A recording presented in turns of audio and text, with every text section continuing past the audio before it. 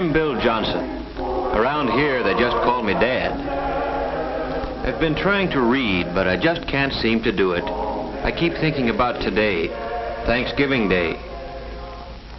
We Johnsons had a good Thanksgiving, the best we've ever had. And I can't help thinking that what made it better was a real feeling of thankfulness. And that's odd, too, when you consider the shape things were in when I got home from work yesterday. Kids, Dick and Tommy and Susan, were all home from school. And of course, Mother and the baby were there. As kids will, mine were living tomorrow right along with today, looking forward to Thanksgiving. And like most men, I'm glad it was Mother instead of me who had to break the news to them. Tomorrow's Thanksgiving. Turkey and dressing and pie and cake. And fruit salad and whipped cream and cranberries. Gee, I can hardly wait. Me too. Well, you know, children, we've had a lot of expenses this month, and, well, your father and I thought that... Well, the truth of the matter is, there just won't be any turkey this year. No turkey for Thanksgiving? Oh, I'm going to make a pumpkin pie, and we'll have plenty to eat, but, well, we'll just have to get along without turkey. Mom, you don't mean it. It won't be Thanksgiving at all. Even the Pilgrims had a feast. After all, isn't that what Thanksgiving's for? I don't think it's fair. And it was right there that I came in, right in the thick of it. Hello, everybody. Hi, Paul. Hello, Mother, Dick, Susan. Well, what's been going on around here? What's the matter with everybody, anyway? Mom says we're not going to have any Thanksgiving.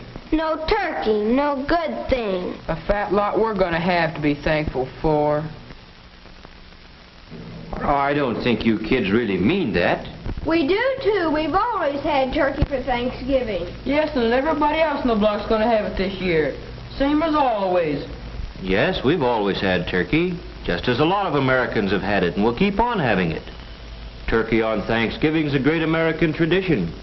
But what you kids are saying makes it sound as if the turkey's the only thing we had to be thankful for. Well, gee whiz, no, Dad. It's not that at all. Oh, I know, Dick. With turkey, it's easy to lose sight of what Thanksgiving really means. And don't think we're just making excuses because we don't have any turkey this year. Well, we know it'll mean a lot more to us the next time we do have it. Well, sure. Suppose we don't have a bang-up feast. We're still a lot better off than the Pilgrims. That's it, Dick. Do you other kids see what Dick's trying to say? Turkey or no turkey, we've still got all the freedoms and privileges the Pilgrims gave us. And out of those privileges have come a lot of things. Things the Pilgrims never even dreamed of. Why, we could make a list a mile long. Why don't we do it? But now, hold on a minute. You've got the idea, but it isn't something you can write down like a grocery list. You've got to feel it down deep before you can really be thankful for anything. I tell you what let's do. Let's take a little more time to think this over.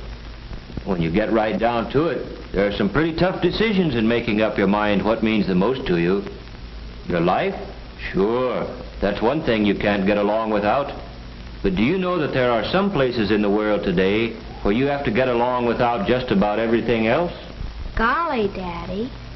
I guess I kind of got carried away. But I'll bet you one thing. If we really think over what we have to be thankful for, when we sit down to whatever Mother fixes to eat tomorrow, we'll be one family in America that will really have a Thanksgiving dinner. Well, that's how it got started. The Johnsons didn't have any turkey. And the kids, no, I mean everybody, likes to make something special out of a special day. So we fell back on something as old as the Pilgrims, toting up the common, ordinary blessings that we had to be thankful for. That night, I'd see Dick there building his model airplane, and Susan just playing. Only they weren't just playing. They were mulling things over, thinking big thoughts for such young heads. And as for Mother and Tom and baby Janet, and yes, me too, it was as if we had our eyes open for the first time. Things there were to appreciate in just any ordinary day in America. When we took our places around the table and we were ready. And then, well, we all knew it. There are some things you just can't say. But everybody in his own way knew what he had to be thankful for, and that this was the time to think about it. Tom was first. I am thankful for getting plenty to eat all the time, with extras that count, like cookies and milk after school. Like Mom says, I'm hungry all the time anyway, and if I didn't live in a country where there was plenty to go around, golly. And I'm thankful for the free public library, where I can get books about adventure.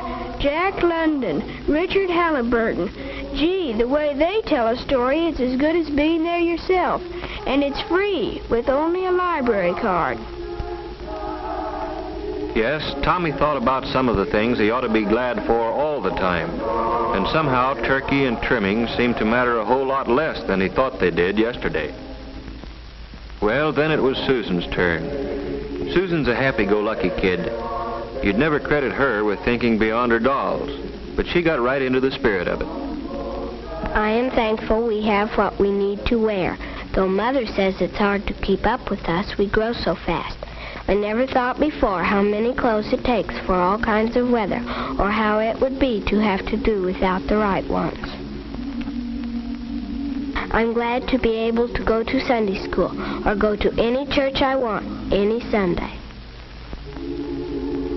I'm thankful for my mother and daddy, that they are here with us, that both of them aren't too worried about things to take time to have fun with us. I'm glad we're a family, that families are still important in America. I guess Dick, being the oldest, was having some pretty serious thoughts. I am thankful for being able to get an education, for living where schools, all schools, open their doors to a guy who wants to learn, where school books are studied instead of burned, where a guy is rated by how much he knows, and the community is rated by how well it teaches him. I'm glad I've got a chance to play, batting a ball around once in a while. Stuff like that.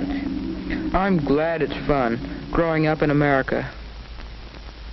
Sure, baby Janet's too young to understand the big word Thanksgiving. She's too little even to tell us the things that make her happy. But we can tell, and maybe she's thinking about them now. Maybe she's thinking about the fun of splashing around in the tub, and about how good it feels to be clean. About playtime with Mother, and the security she feels in Mother's arms. And as for Mother, seems she's always working, cooking, ironing, tending children, daylight to dark. What does she have to be thankful for? I am thankful that my children had the privilege of being born safely and of growing up healthy and strong. I'm thankful that I have the privilege of guiding them as they become useful men and women. And I'm thankful for all the things our American system makes possible for the Smiths and the Browns and the Johnsons. For washing machines, hot water out of a tap, and a telephone to call the doctor when one of the family is sick. A car to get Dad to work. Yes, I'm thankful for all the things free people working together can produce. I'm thankful that when my neighbor drops in to borrow a cup of flour, we've got the right to talk about anything we want to. The parent-teacher project, the new mayor, or Jane Jones' hat. And last of all, I'm truly thankful for the peace of mind that Dad's job brings, for knowing that even though there are lots of luxuries we can't afford, there still will always be enough to go around for the things we have to have. I'm glad Dad doesn't work slave hours, that there are evenings and Sundays and vacations when we can all be together. That's Mother for you, grateful for what America means to her family. And now for me. I've got so many things to be thankful for. I'm thankful for this house. It may need a coat of paint, it has a mortgage, but it's ours, a place where we can be together in privacy. And I'm thankful for the thing that makes this house our home, the happiness here, Not just today or on Christmas morning, but on a day-to-day basis all through the year. For knowing that a knock on our door means nothing to fear. A friend calling, or maybe a bill collector, or a kid selling magazines. You never know what to expect. But you can count on one thing. It's not going to be some political gangster coming to drag one of us off to jail because we believe in freedom. And I'm glad that that freedom we've got lets me choose the kind of work I like and can do best. Taking a sluggish motor and making it hum again. Makes me feel that somebody got to his work, or wherever he had to go, just because of me. And feeling like that gives me a lot of satisfaction. And I'm thankful for my newspaper. Just a few cents worth of printer's ink and paper, but more valuable than any amount of money. Because in it, the editor's got the privilege of printing what he thinks. And I've got the privilege of agreeing with him or not, however the facts strike me. And both of us, the editor and I, have the right to act on our opinions on Election Day, to vote for the principles we believe in.